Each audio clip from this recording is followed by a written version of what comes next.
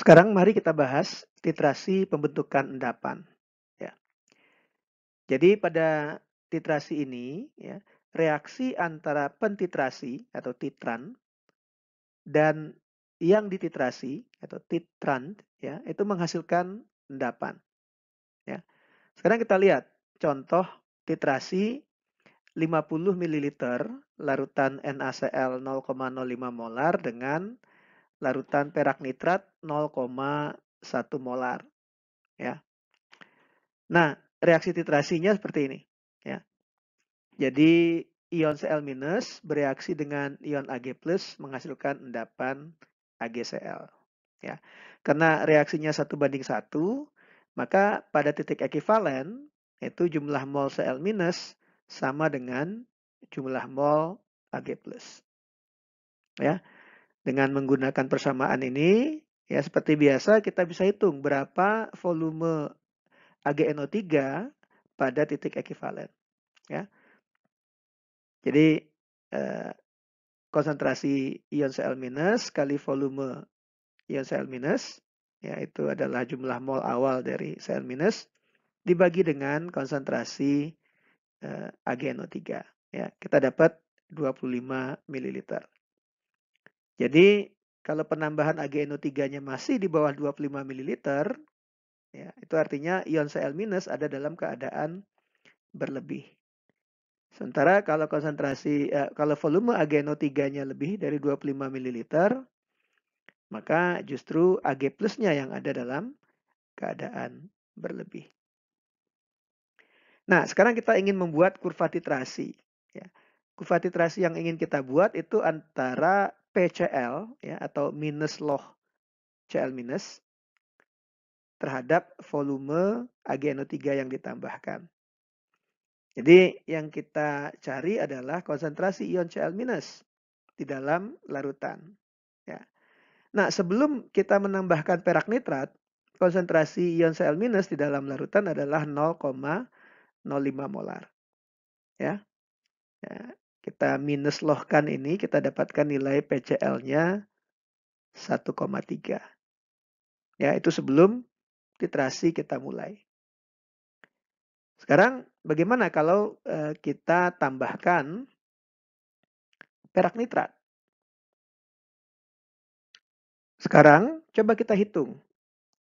Berapa konsentrasi ion Cl- setelah penambahan 10 ml larutan AgNO3. Ya.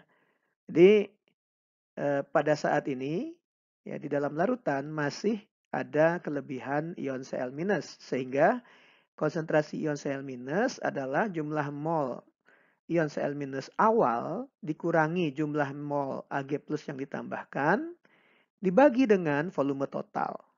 Ya. Ya, jadi dengan memasukkan konsentrasi ion Cl-, volume awalnya, lalu konsentrasi ion Ag+, dan volume yang ditambahkan dibagi dengan volume total, kita akan dapatkan konsentrasi ion Cl- itu 0,025 molar. Ya. Kalau kita hitung nilai PCl-nya adalah 1,6. Ya. Nah, sekarang berapa konsentrasi ion Cl- pada titik ekivalen? Ya. Pada titik ekivalen, konsentrasi ion Cl- itu sama dengan konsentrasi Ag+. Ya. Sehingga konsentrasi ion Cl- itu dapat kita hitung dari nilai Ksp. Ya. Karena Ksp dari AgCl adalah konsentrasi Ag+ kali Cl-, dan kita tahu konsentrasi Ag+ dan Cl- itu sama, kita misalkan X, maka kita bisa hitung nilai X-nya, yaitu akar 1,8 kali 10 pangkat minus 10.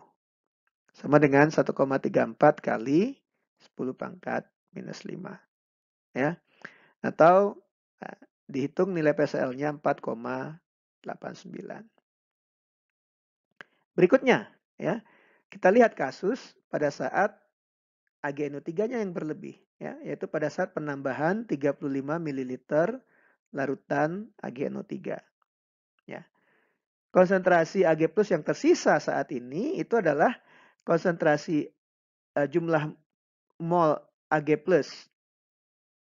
ya, yang kita tambahkan dikurangi jumlah mol Cl minus awal dibagi dengan volume total, ya. Tinggal kita masukkan konsentrasi Ag plusnya, volume yang ditambahkan, konsentrasi Cl minus dan volume Cl minus dibagi dengan volume total. Kita dapatkan konsentrasi Ag plusnya 0,0118 molar. Nah, dengan menggunakan nilai KSP, kita bisa menghitung konsentrasi Cl minus, ya.